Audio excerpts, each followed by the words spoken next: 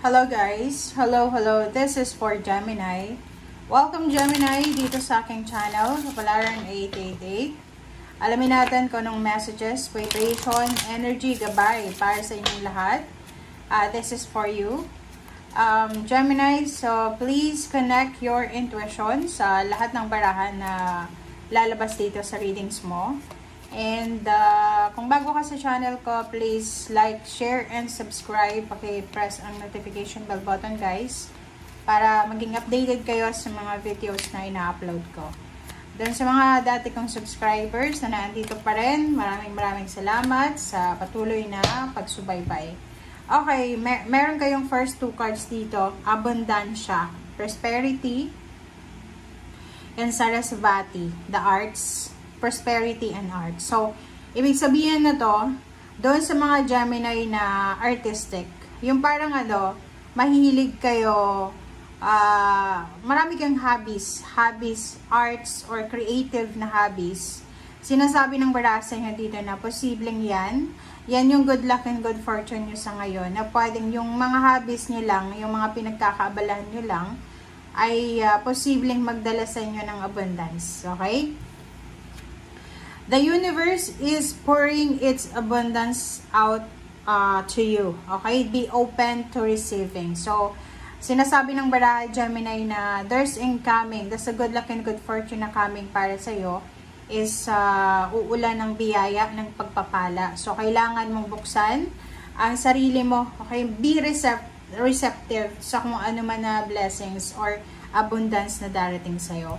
And express yourself through creative activities. Yun nga, yung mga creative activities nyo ay posible yung mapagkakakitaan yan. So, wag nating sa walang bahala yan. Kasi sa ngayon, digital ang buhay sa ngayon, ang trabaho, ang lahat. So, kailangan mong i-adapt ang sarili mo sa kung ano man ang nangyayari sa mundo sa ngayon.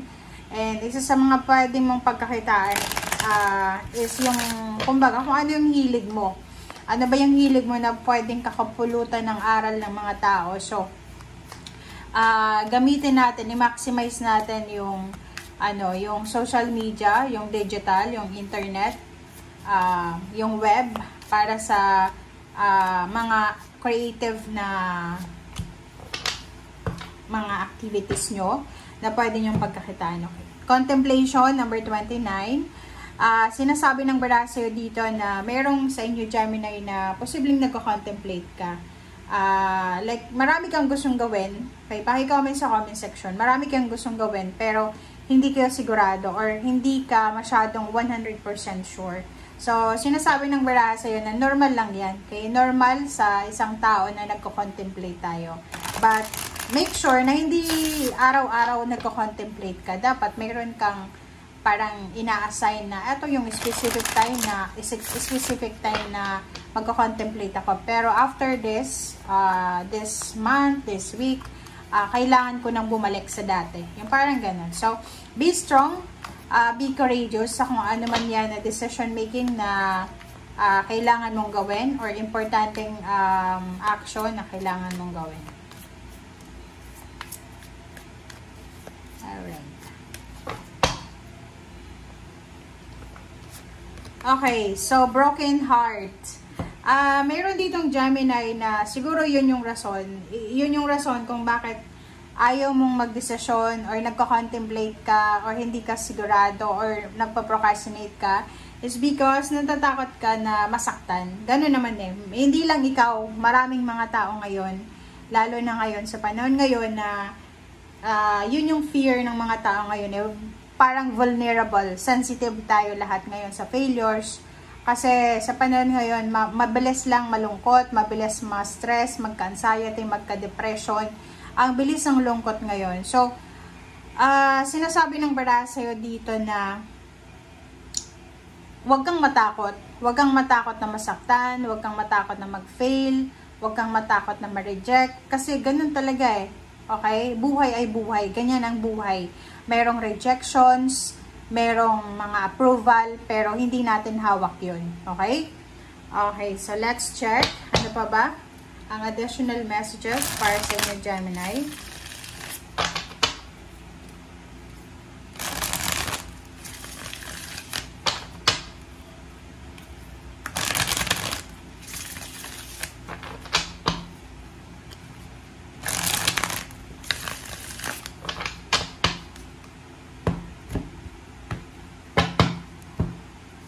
Okay, first card natin is the Strength.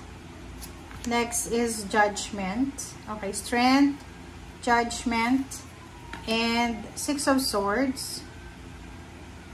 Okay, next card natin is Three of Cups. And Ten of Cups. Okay, I hope na nakikita nyo yan, Gemini.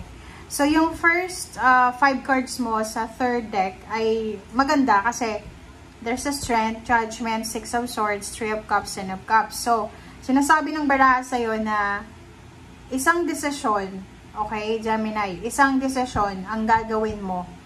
Which is, yung decision making na to, pwedeng yun yung pinoprocrastinate mo, yung kinocontemplate mo, iniisip mo. Nag-iisip ka bago ka gumawa ng desisyon. But since natatakot ka kung ano yung magiging result, medyo parang hesitant ka. Okay? Ang sabi sa'yo ng barahang ito, sinasabi na kung magdedesisyon ka daw, kailangan mong maging malakas, maging strong, maging courageous na gawin. It's either, ang plano na to is migration from one country to another. It's either travel, relocation. It's either gusto mong mag-invest ng bahay, house and lot. Pwedeng gusto mong bumili ng sasakyan. Or pwedeng gusto mong ibenta yung sasakyan. Or kung ano pa man yan. Kasi, sinasabi ng baraha sa'yo dito na itong pinaka-importanteng desisyon na gagawin mo ay posibleng magdadala sa'yo ng selebrasyon, happiness, joyful,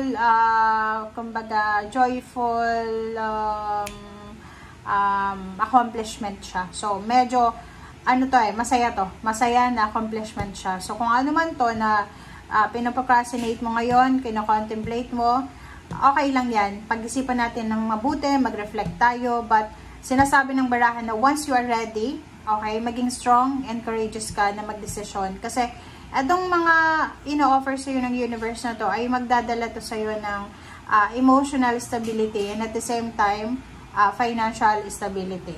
Okay? Okay, so page of 1. So, there's a future news coming. So, ihanda mo ang sarili mo, Gemini, para sa future news. Etong future news na to ay posibleng siya yung parang revelation or pwedeng siya yung magdadala sa'yo ng freedom sa kung ano man na stagnant sa buhay mo. Pera. Money. So, halimbawa yung problema mo ay pera, kayamanan or pwedeng status, 'di ba? Parang ganoon. Sinasabi ng baraha sa'yo dito na sa future, sinasabi sa'yo na makakamit mo kung ano man to na gusto mo. Okay? Yun lang. Huwag kang matatakot sa kung ano yung failure. Okay? Be strong, be courageous, and you are powerful sa totoong buhay talaga. Powerful ka. Medyo hindi mo lang na-discover sa sarili mo kung gaano ka ka-powerful. Okay? Queen of Swords and Zero the Fool, Nine of Wands. So, lahat yan, especially kung bago ka sa trabaho, kakapasok mo lang, or papasok ka sa bagong trabaho, sinasabi ng baraha na lahat ng sacrifices mo, Gemini, lahat ng ginawa mo sa past, okay, ay posibleng magdadala sa'yo ng new beginnings. Kumbaga, yung sacrifices natin, yung sufferings natin ngayon at kahapon, ay valid yun, di ba? Meron yun na validity para sa future mo. So, ihanda mo ang sarili mo kasi doon sa mga Gemini na akala nyo wala nang mangyayaring maganda sa buhay nyo, nagkakamali kayo doon. Kasi, ang sinasabi ng baraha dito, there's incoming Okay? So, new beginnings. Like, alimbawa, lumipat ka ng trabaho. So, akala mo magsisimula ka sa zero. Hindi mo alam, mabilis pala yung promotion sa bago mong trabaho. Lumipat ka ng bahay kasi hindi maganda yung dati mong tinitirhan kasi pwedeng maingay, magulo, or medyo problematic yung environment. But now, etong new location mo, etong new beginnings na sinasabi sa'yo ng universe ay posibleng tahimik, kalmado, masaya, and parang suitable siya para sa pagiging Gemini mo. Kumbaga, marami kang gusto, marami kang ayaw na makukuha mo sa pamamagitan ng isang desisyon lang. Okay? So, yung Queen of Swords dito, sinasabi na yung direksyon na tinatahak mo ay nasa tama. Okay? Meaning, nasa tamang direksyon, nasa tamang timing ka sa ngayon. Thank you guys for watching. Bye!